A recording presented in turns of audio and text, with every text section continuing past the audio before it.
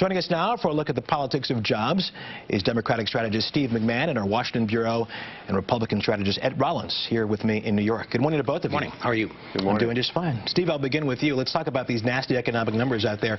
In your mind, how does the president make an effective case that he deserves a second term? Well, I'm not going to sit here and tell you that the numbers are good news for the president. I don't think they would say that in the White House either. But I do think that the president has a case for a second term based on what he inherited, what he did, the growth in the economy to date, and it hasn't been perfect. It hasn't been a straight line up, but 2 million jobs have been created since he became president of the United States.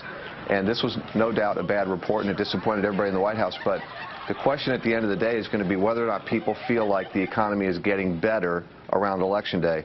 President Reagan went through this, and Ed can tell you about that because he ran a great re-election campaign.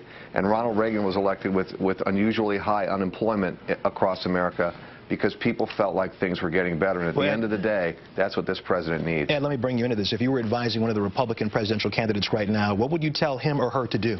Well, certainly wouldn't be against job creation. I'd be out there talking every day about how, by being more fiscally conservative, we can create more jobs and make people in the business community and reinvest a lot of the money that they're sitting there. No one wishes the president ill will on this particular front. We need to get Americans back to work. But at the end of the day, people are going to make a judgment over the 4 years, the trillions of dollars that have been spent. Under his stewardship, does it deserve 4 more years? I think people still like this president. I don't think people basically think he's a leader at this point in time. When you look at the Republican candidates who are already out there, who do you think is best suited to attack the president? Well, I think first of all, I think Romney now is perceived as the front runner, and he's a former businessman and a successful one. But I think someone will come out of the social conservative side, sort of the role that Mike Huckabee might have had if he would have run, and that may be Mrs. Bachmann, that may be Senator Pawlenty. You know, I think at this point in time, we can't tell. A year from now, we'll know who the front runner is and who's the chaser. Steve, when you look across the field there, in this case looking at the Republicans, who's the most formidable candidate out there? Well, I think Ed's right. I think he's handicapped it correctly. Mitt Romney has some credibility because he's a former governor, he's a former businessman, and he, was a moderate when he was a governor of Massachusetts. He's also somebody, however, who ran businesses by cutting people and laying them off, so I'm not sure that's exactly what folks are looking for right now. And he's going to be challenged by somebody on the right, which is going to drag him to the right and make him a little bit less attractive to the middle as a result. So I think that, there's a long way to go, and this is a marathon, not a sprint.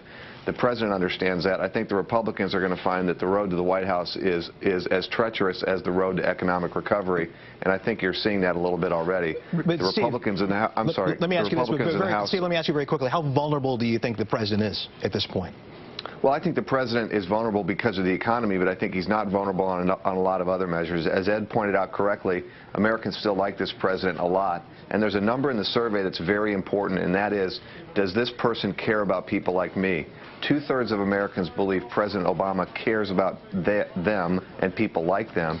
And with the Republicans in Washington trying to dismantle Medicare and make Medicaid a block grant, I don't think that they're helping their Republican nominee very much. Ed, let me ask you, in 1992, the Clinton campaign mantra was, it's the economy, stupid. Should the Republicans use that strategy this time around? Well, whether we use it or not, it's going to be the economy stupid. And the critical thing about re-elections, it's about the incumbent. No Republican's going to beat him alone. He has to basically be dragged down by his ineffectiveness on getting people back to work again. Okay. Ed Rollins here in New York. Steve McMahon in Washington. Thank you both. We appreciate it. Thank you.